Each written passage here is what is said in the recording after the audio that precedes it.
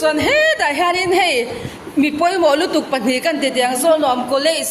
first batch ที่อันเดียอันนี้ปัญหาไงคุยเดียโอ้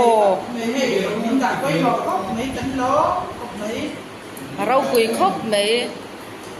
กอดดุมเวเวนละหัสุยเหลงหันโอ้kalau dah tahu ni, kalau dah tahu mah,ถ้าบางไอ้น้องก็ร้อนเดี๋ยวก็สดจริงๆงั้น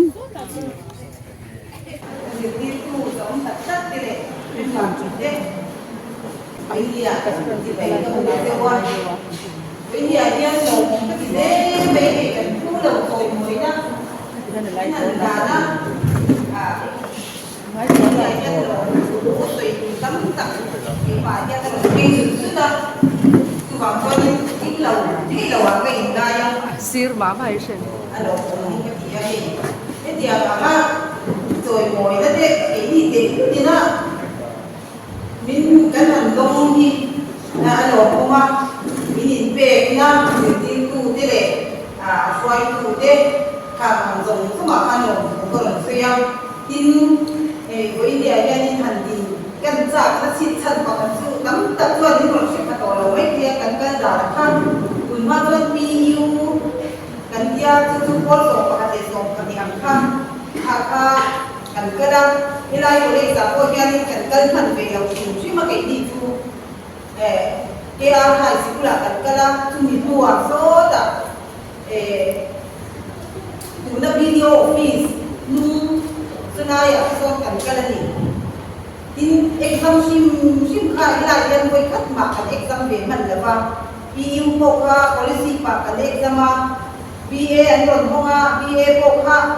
cái này là bên exam là bên tiếng Anh policy và liên cả exam tuần chắc là những cái đó tuần là đến với phần tuần vì đó cái tuần thì những exam hành nghề có thể là bằng các điểm khai ra cùng hoa với cái tuần thì số các giá các tập số quá số cô là cái tuần công ty khai là mal là những cái bằng giá này sai không thiếu là mà cái nhìn thu liền mà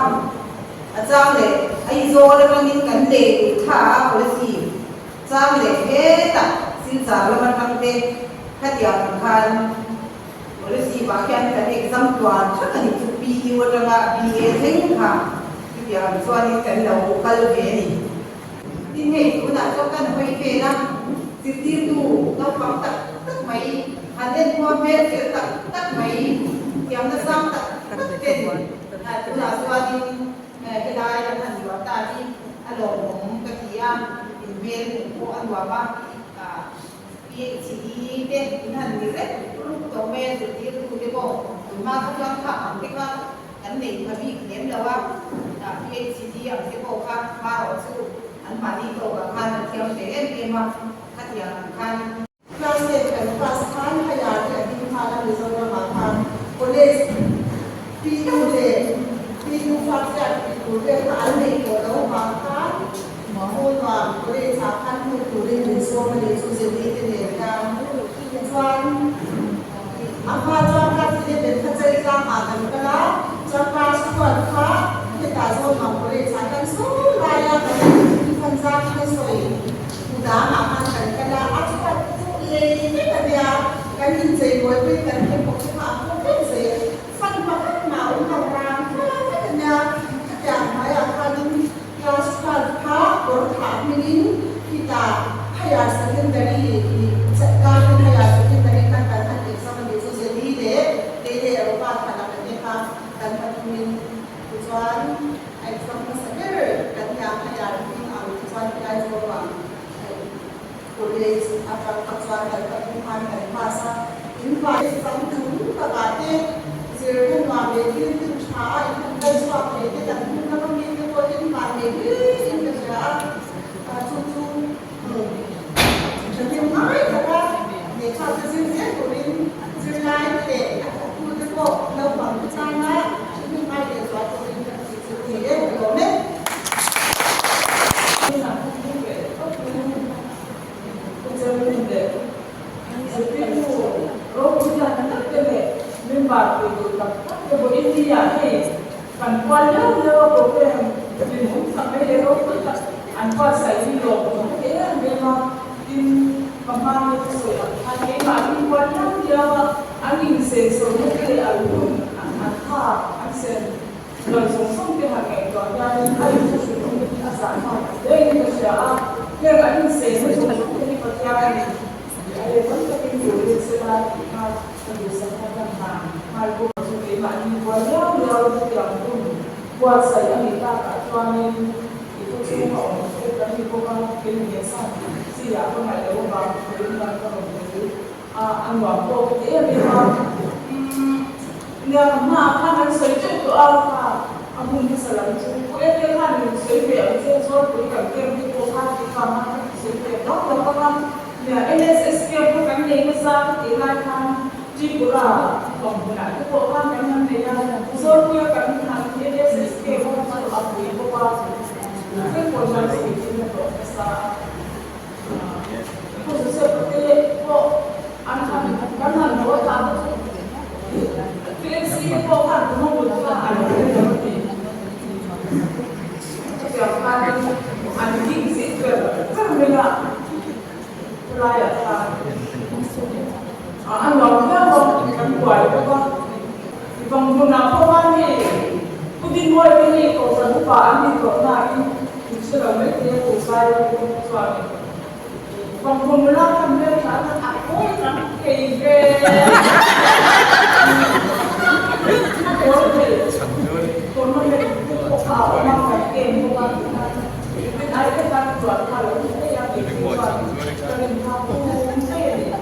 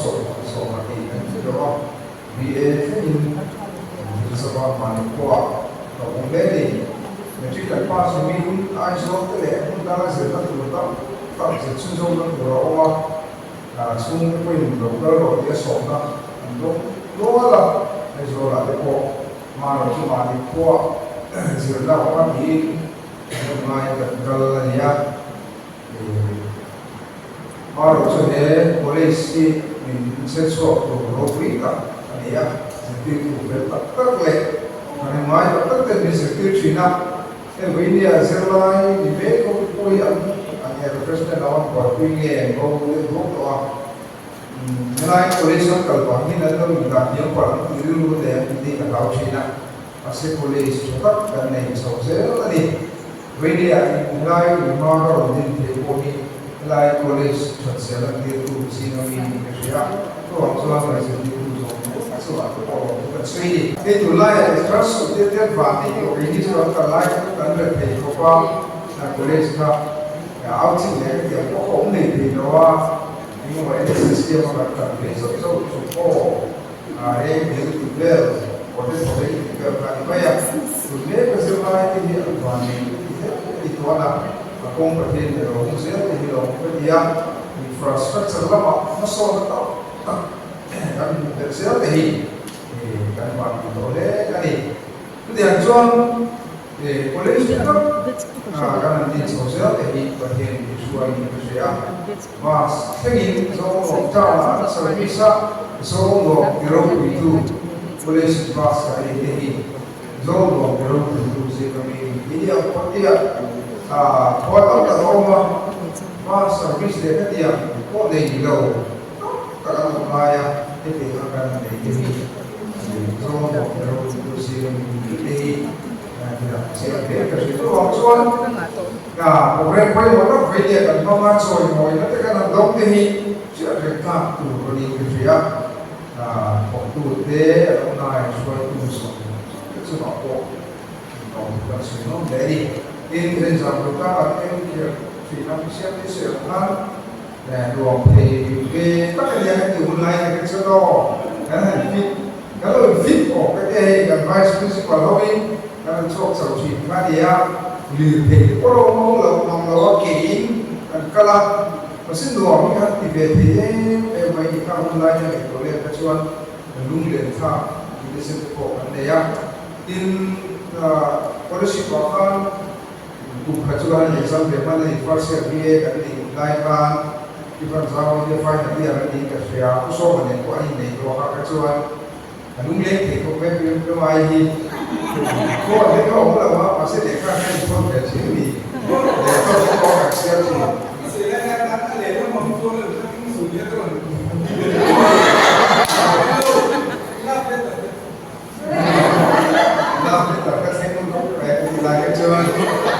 dia ko da dia kan dua sekolah sini kerja rusak sini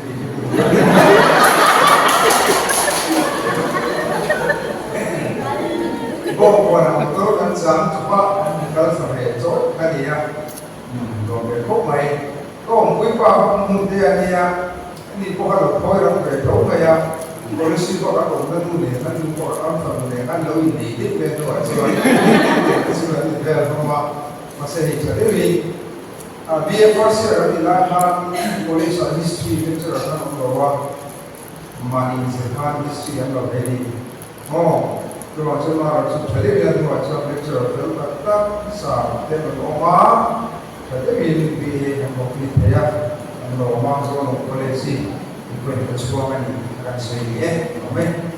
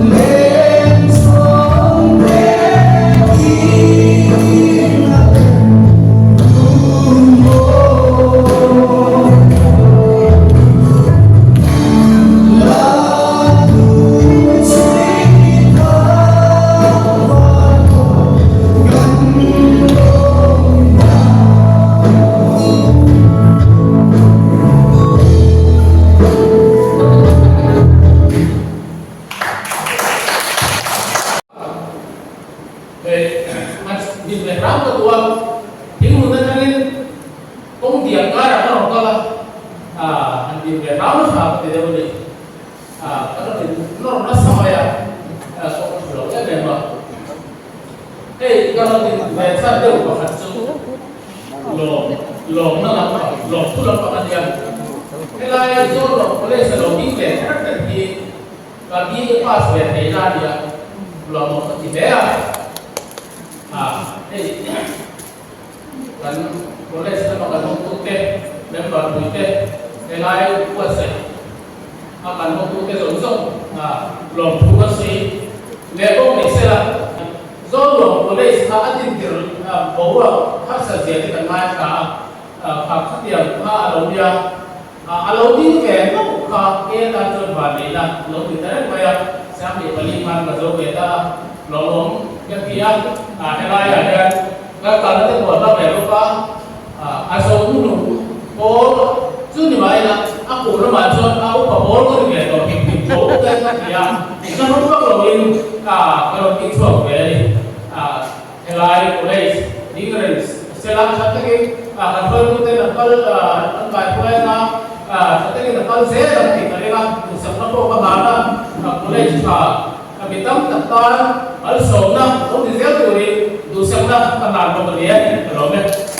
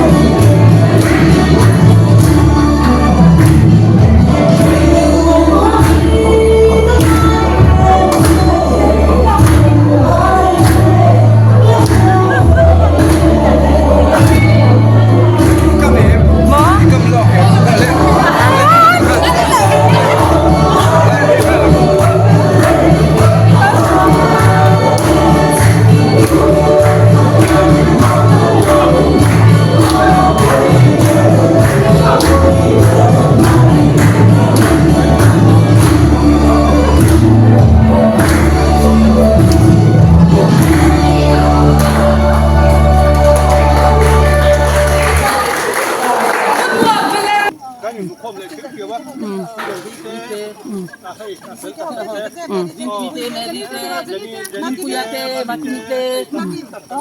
Jenite, Linkuya Kasuyo. Kanay lom, kanay.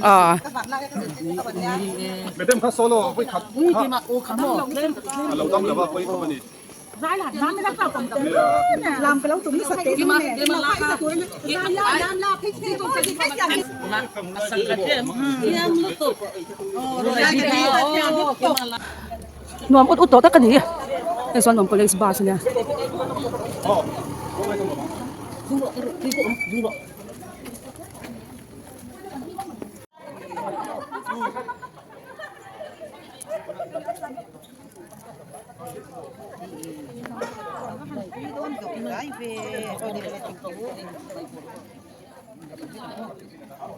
Ui khó bằng từ men lutup. Tùy đòn. Tiền như cái treo rồi xe.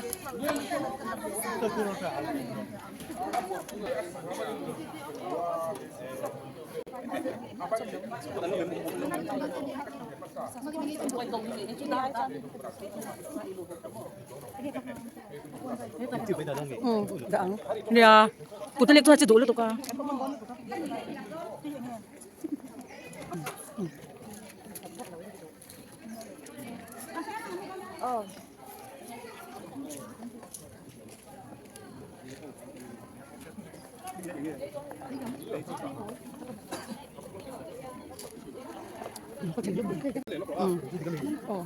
qua đúng không qua đó là tổ tổ quan trọng đan có thể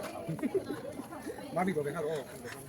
Cái là các bạn phát cái đồn con thôi chơi trong buồn kan. Cái bác cái nào cũng có. sắp sụt Ai con gì? đã ít tốt được Anh sao bây giờ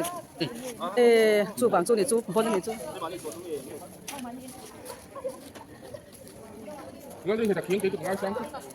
vô cho nên là có lệ bằng vô vô anh đã cho đồng nó chỉ là hết trong số cái bộ thả hay là bánh chỉ chia đủ cả nhân cái chỉ cho ok Even alumni program tu suai nge. Alok tha kan di em thì sai thiam tiêu kan ya mo. Lok khatan tinutu. Kan mo ngale. Ti sia ni sen ti.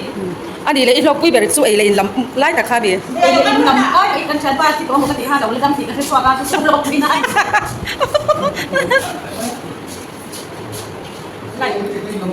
Tu em. Son he da harin he. Mi poi mo lu tuk pani kan ti tiang so nom college first batch te andia andi pani hi. Nghe quý đi ạ. Ồ. Rau quý khóc mấy cor dum về ven là suy lệ ngal. Ồ.